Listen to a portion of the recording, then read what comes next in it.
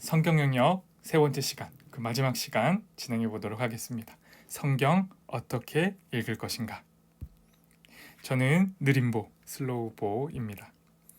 저와 함께 계속해서 느린 성경을 어떻게 읽을 것인가 우리 살펴보고 있는데요. 오늘 그 마지막 시간이기 때문에 성경 읽기 어떤 실전 기술, 완독 비법, 최단 시간에 가장 많이 성경을 읽을 수 있는 기술, 필살기를 전수하느냐? 안타깝게도 그렇지 않습니다. 저는 다른 유튜버들의 영상들 속에서 이런 어떤 실용적인 비법들은 잘 소개가 되고 있더라고요. 그래서 그런 영상들을 참조하시면 좋을 것 같고요. 저는 오늘 대신에 내면화하기로서의 성경 읽기 방식, 성경을 대하는 마음가짐, 성경 읽기의 자세에 대한 이야기를 좀 다뤄보려고 합니다. 그래서 복습이 좀 필요한데요. 제가 지난번 시간에 성경을 천천히 읽는 방법 대해서 얘기를 했었고요. 그것이 바로 소리를 내어서 읽는 것이다. 눈과 귀로 읽고 듣는 것이다. 읽기뿐만 아니라 읽기와 듣기가 함께 병행되는 성경 읽기 방법을 소개했죠. 그게 요약해서 말하자면 그냥 우선은 읽는 것이다 라고 했어요. 그래서 히브리어의 하가라는 말도 소개했었죠. 성경을 그냥 우선은 읽는 것이다. 깊이 생각하면서 읽지 않고 그냥 읽기에 가깝다라고 했더니 너무 감사하게도 또 영상 보시고 질문도 던져주셨더라고요. 그냥 읽기 말고 그래도 깊이 생각하다로서의 그런 읽기도 있지 않는가? 그 질문 또 그런 의견에 대해서 제가 말씀을 드리면요. 하가 외에도 시야흐, 멜레타오라는 말 속에 깊이 생각하며 읽기라는 의미가 담겨져 있어요. 그러니까 성경 안에서는 성경을 읽는다란 행위 안에 그냥 읽기, 소리내어 읽기와 함께 깊이 생각하며 읽기가 다 병행되어 있는 것이죠. 이 모든 걸 요약해 보자면요. 결국 성경 읽기는 기본적으로 우선은 글을 읽는 행위입니다. 그렇죠? 글을 읽는 행위예요. 그런데 글을 읽는 행위 안에는 이런 질문이 등장할 수 있어요. 뭐냐면 읽기는 읽는데 내 맘대로 읽어도 되나? 라는 질문이 있죠. 이 질문을 조금 고급스럽게 표현하자면 해석이에요. 그러니까 성경을 읽는 행위 안에 이 해석의 문제가 연루될 수밖에 없다라는 것이죠. 이런 생각을 해요. 우리가 흔히 성경을 읽지 않으면서 잘못된 해석을 걱정하죠. 그러니까 성경을 읽다가 내가 내 마음대로 잘못 해석하면 어떡하지? 이단들이 그렇게 나왔다고 하던데 라는 이 우려 속에 성경을 읽지 않는 오류를 범하기도 하는 것이죠. 맞아요, 여러분. 맥락 없이 자기 마음대로 성경을 읽거나 내 욕망을 투사해서 성경을 읽고 자기를 강화하고 합리화하기 위한 수단으로 성경 읽는 건 모두가 다 피해야 할 성경 읽기입니다. 이런 건 모두 조심해야 해요. 그런데 여러분, 성경 읽기는요, 그럼에도 자의적일 수밖에 없고요, 주관적인 요소를 가질 수밖에 없어요. 성경 읽기 안에 이런 자의적이고 주관성이 있다는 걸 우리가 인지를 하고 받아들이고 인정해야 됩니다.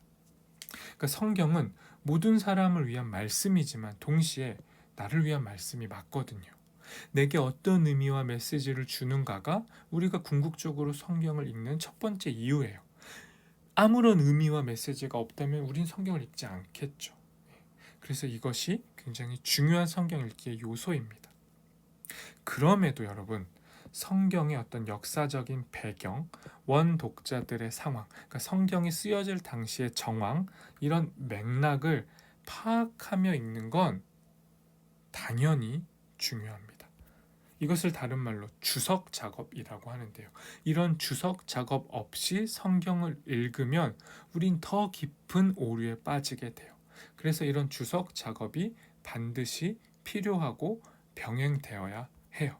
그런데 여러분, 이러한 주석 안에도요, 굉장히 객관적으로 보이는 이러한 역사적인 맥락을 파악하는 주석 작업 안에도 주석자의 주관, 관점이 반영이 돼요. 다양한 해석이 존재한다라는 게 그 증거인데요. 주석책만 해도 정말 시중에 넘쳐납니다. 그러니 이게 무슨 말이죠? 주관성을 완전히 배제한 성경 읽기는 불가능하다는 거예요. 이처럼 성경 읽기 안에는 우리의 자의성과 주관성이 반영될 수밖에 없다라는 것이죠. 이것을 통해 우리가 깨달아야 할, 우리가 가져야 할 자세가 있어요. 그게 뭐냐면 서로의 다름을 존중하는 겁니다. 성경을 읽을 때 성경의 읽기 안에, 그 해석 안에, 그 주석 작업 안에 굉장히 다름의 요소들이 들어가 있다라는 걸 받아들이고 그 다양한 다름 속에서 성경 읽기를 확장해 가는 것이죠. 그렇게 다름을 존중할 때 우리는 성경의 보다 깊은 의미, 더 나아가서는 하나님을 사랑하고 이웃을 사랑할 수 있는 힘을 발견하게 돼요. 그래서 저는 과감하게도 어떤 성경을 읽는 굉장히 다양한 실제적인 방법들보다 더 먼저는 이 같은 성경 읽기의 자세와 마음가짐, 태도가 무엇보다 중요하다고 생각해요. 이것을 우리가 갖게 될 때 우리는 정말 성경을 제대로 읽을 수 있게 됩니다.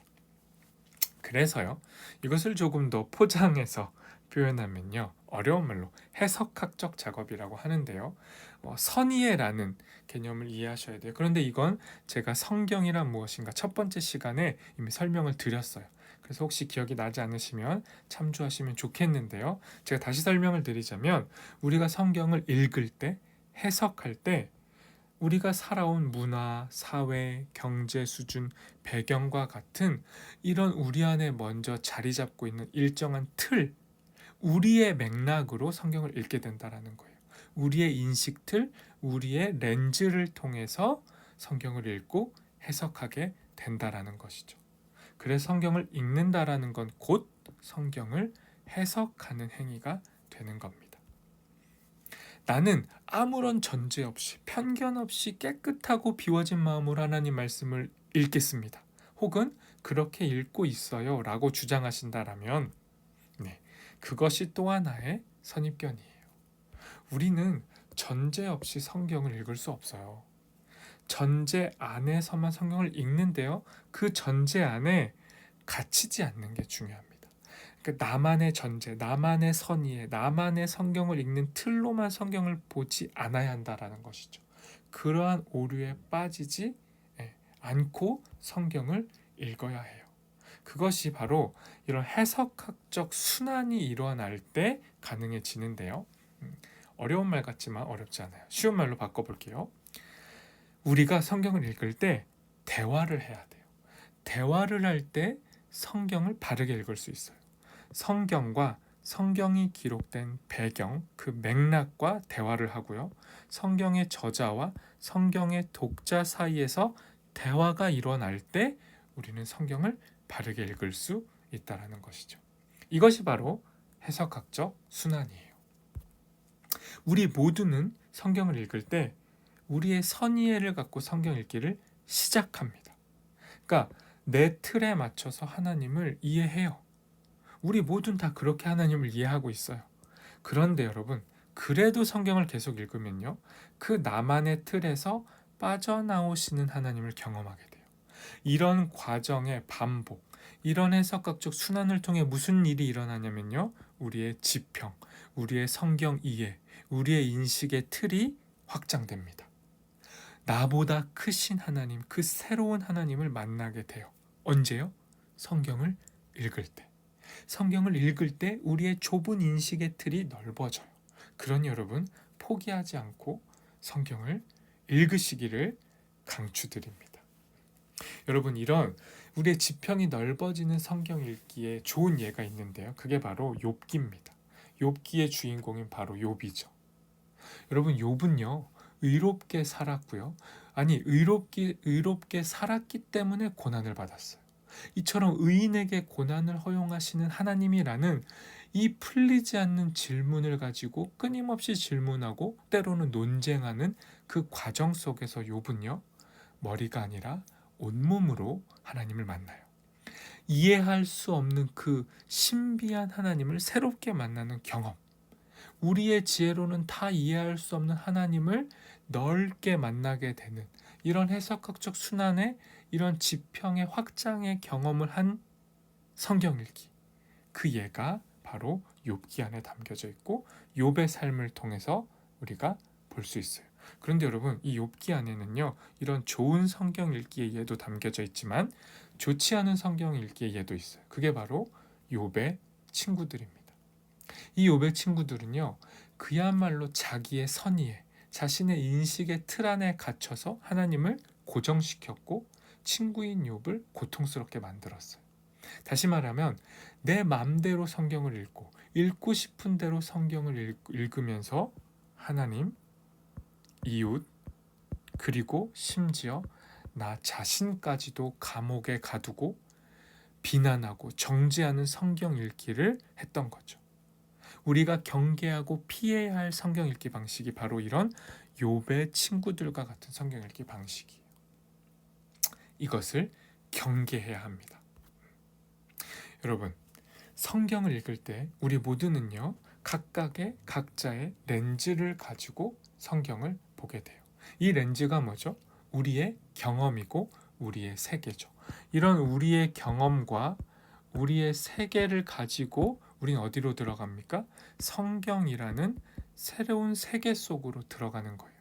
그러니까 성경 읽기는 처음에는 자의적이고 주관적이고 임의적일 수밖에 없어요. 부분을 보고 전체라고 우기는 어린아이와 같은 우리가 성경을 읽어요. 그런데 여러분, 걱정하지 마세요. 왜요? 성경의 제일 저자이신 성령 하나님이 그런 어린아이 같은 우리를 성경 읽기라는 새로운 세계로 초대하시기 때문이죠. 그 은혜, 우리를 초대하시는 그 은혜 때문에 그 은혜에 힘입어 우리는 불완전하고 위태한 성경 읽기를 계속해서 도전하고 시도할 수 있게 되는 겁니다. 그러니 여러분, 포기하지 마시고 이 성경 읽기의 세계 속으로 우리 함께 들어갔으면 좋겠습니다.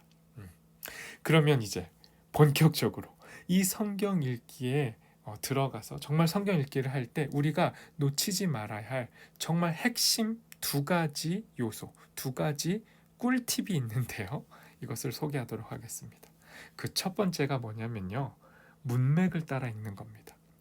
맥락을 놓치지 말고 읽으라는 건데요. 이런 거죠. 성경의 앞뒤 본문을 연결하면서 이어 읽으라는 거예요. 끊어 읽지 말고 이어서 읽으라는 겁니다. 그럴 때 성경의 문맥이 들어와요. 성경의 문맥이 들어오는데 또 좋은 방법이 있어요. 그게 뭐냐? 다른 번역 성경과 친절한 주석을 참조하는 겁니다. 시중에 다양한 번역들이 있고요. 좋은 주석서가 있어요. 물론 직접 구매하기 어려울 때는요, 인터넷 사이트를 통해서 이 다양한 번역본을 참조하실 수 있어요. 그리고 좋은 주석서들을 구매하실 수 있는데요, 이때에도 도움이 필요해요. 정말 뭐가 좋고 친절하고 간단하고 간편하면서도 읽기 쉬우면서도 좋은 책인지를 알려면 좀 조언이 필요하죠. 그런 조언자들이 우리 목회자들이 또 될 수 있어요. 그래서 이건 좀 뒤에 설명하겠지만 문맥을 따라 성경을 읽을 뿐만 아니라 그런 조언자들의 도움을 따라 성경을 읽으면 문맥을 놓치지 않고 읽을 수 있습니다. 여러분, 문맥을 따라 읽지 않으면 어떤 일이 벌어지냐면요, 빌립보서 4장 13절을요 문맥을 따라 읽지 않으면 이렇게 돼요. 내게 능력 주시는 자 안에서 내가 모든 걸 할 수 있다. 그러니까 내가 기도하면 하나님 능력 주시면 나 성공할 수 있어, 나 다 이뤄낼 수 있어 라고 읽어버릴 수 있게 된다는 거죠. 근데 이건 문맥을 철저하게 외면한 겁니다. 이 본문은요, 바울이 감옥에 갇혔을 때, 자신이 가장 가난해지고 힘이 빠지고 나약할 때, 그러한 상황 속에서도 하나님 예수 그리스도의 복음을 위해서 자신은 자족할 수 있다, 이 낮은 자의 자리에 내려갈 수 있다라는 고백이에요. 그러니까 성공을 위해서 이 본문을 적용하는 것과 이 본문의 본래 맥락은 이렇게 차이가 있는 거죠. 그래서 성경의 본 뜻을 바르게 따라가면서 읽으려면 문맥을 꼭 기억하셔야 돼요. 문맥을 따라 성경을 읽는 것 기억해 주셔야 합니다. 두 번째는요, 성경을 공동체로 읽어야 돼요. 공동체 성경 읽기. 여러분, 이것이 굉장히 중요합니다. 여러분, 인간에 대한 불변의 진리가 많이 있죠. 예를 들면 인간은 죽는다. 모든 인간은 죽는다. 그런데 공동체 성경 읽기를 위한 인간의 불변의 진리를 가져와 본다면요, 이런 겁니다. 모든 인간은 다르다. 모든 인간은 다 다르죠. 여러분, 인간은 다를 뿐만 아니라 틀려요. 우리가 유한한 개인으로서 성경 읽기만 고집하면요, 우리의 성경 읽기는 점점 더 많이 틀릴 겁니다. 혼자서 성경을 수백 수천 번 읽으면 어떻게 되죠? 교주가 돼요. 이단이 되어버립니다. 자기의 인식의 틀, 자기의 단 하나의 렌즈로 계속 성경을 반복해서 혼자 읽으면요, 잘못된 성경 읽기가 돼요. 그래서 우리는 이런 개인의 한계를 넘어서서 바르게 성경을 읽기 위해 공동체로서 성경을 함께 읽어야 하는 것이죠. 성경을 읽는다라는 건 성경을 읽는 그 길을 걸어가는 것인데요, 이 길은 함께 가는 겁니다. 가다가 내가 넘어지면 옆에 있는 누군가가 일으켜 세워주는 거예요. 서로가 서로를 일으켜 세워주면서 이 성경 읽기의 길을 가는 거죠. 가다가 조금 못 가겠으면 쉬었다가 가고요. 아픈 다리를 서로 기대어 가면서 끝까지 걸어가는 이 함께 걷는 길이 성경 읽기인 것이죠. 함께 읽었으면 좋겠습니다. 네. 여러분, 이처럼 성경을 문맥을 따라 읽고요, 또 함께 읽어가면서 성경을 읽자라고 했어요. 그렇게 성경을 읽어가면 우리는 참으로 이 길을 끝까지 갈 수 있습니다. 그런데요, 성경 읽기에 방해 요소가 있어요. 그럼에도 방해 요소가 있어요. 그게 뭐냐? 성경 무용론 같은 거예요. 이게 뭐냐면요, 성경 읽어도 안 바뀌어. 아무리 문맥을 따라 읽고 같이 읽어도, 성경 아무리 읽어도 결국 인간은 변하지 않더라, 바뀌지 않더라라는 거죠. 여러분, 인간의 본성은 분명히 쉽게 안 바뀝니다. 이 독서 행위, 책을 읽는 행위도요, 인간 본성과는 역행하는 행동이거든요. 그래서 성경을 잘 안 읽죠. 그런데 여러분, 정말 성경 읽기가 무용할까요? 성경 읽어도 안 바뀔까요? 질문을 바꿔보겠습니다. 여러분, 성경이 꼭 유용해야 읽으실 거예요? 성경이 유용해야만 그 읽을 가치가 있는 것인가요? 그렇지 않죠. 성경을 믿는 우리에게 이 성경은 수단이 아닙니다. 성경은 우리의 목적 그 자체죠. 무엇이 되거나 무엇을 얻기 위한 수단으로 성경을 읽는 게 아니에요. 그럼 왜 읽죠? 여러분, 성경을 왜 읽습니까? 너무 흔한 말 같지만요, 사랑 때문에 읽는 거죠. 하나님이 우리를 사랑하시기 때문에 성경을 읽고요, 내가 하나님을 사랑하기 때문에 성경을 읽는 겁니다. 이런 사랑의 선순환 때문에 성경을 읽는 거예요. 여러분, 사랑이요, 가장 무용하지 않나요? 사랑한다라고 돈 많이 벌지 않고, 사랑한다고 성공하지 않아요. 그런데도 우리는 사랑하죠. 왜요? 이유 없이 사랑하는 거예요. 사랑받은 자가 그 반응으로 사랑을 고백하고 성경을 읽어요. 그렇게 하다 보면 우리 인간이 가장 극적으로 변화됩니다. 전에는 사랑 없던 존재가 사랑을 받고 그 받은 사랑으로 다시 누군가를 사랑하게 되는 이 사랑의 선순환이 우리 안에서 일어나게 되면 우리는 변하기 시작하는 겁니다. 그래서 여러분, 성경을 통해 이 사랑을 확인해 가면서 우리는 더디더라도 성경을 읽어 가야 하는 것이죠. 사랑을 줘도 사랑이 뭔지 모르고, 처음부터 순종할 마음도 없고, 성경을 읽어도 자기 마음대로 읽고, 성경을 읽으면 읽을수록 성경의 뜻과 정반대로 행동하는 것이 우리지만요, 여러분, 정말 그래도 성경을 읽었으면 좋겠어요. 연약한 우리를 믿고 성경을 읽는 게 아니라 성경 그 자체를 믿고 성경을 읽었으면 좋겠습니다. 단순한 책 읽기로서의 성경 읽기가 아니고요, 하나님의 살아있는 말씀으로서 성경을 읽는 거예요. 성경을 기록하신 그 하나님, 성령 하나님을 바라보고 성경을 읽을 때 우리의 성경 읽기에 희망이 있어요. 성경의 저자이신 그 성령께서 성령의 공동체인 교회 안에서 교회로서 성경을 읽을 때 우리에게 말씀하실 거기 때문입니다. 공동체로 성경을 읽을 때 우리에게 하나님께서 말씀하실 거예요. 그러니 성경을 읽었으면 좋겠습니다. 하나님의 말씀인 성경을 나의 말씀, 내게만 유익한 말씀으로 끊임없이 오독하려는 그 욕망이 우리 안에 작동하죠. 그럼에도 우리가 포기하지 않고 성경을 함께 읽을 때 성경을 눈으로, 입으로, 머리로, 손과 발로, 온몸으로 읽어 나갈 때 결국은 성경이 우리를 사로잡을 겁니다.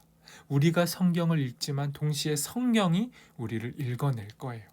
말씀이 우리의 온 존재를 채우고 바꾸실 겁니다. 그러니 여러분, 성경을 믿고 성경을 읽으시기를 강추드립니다.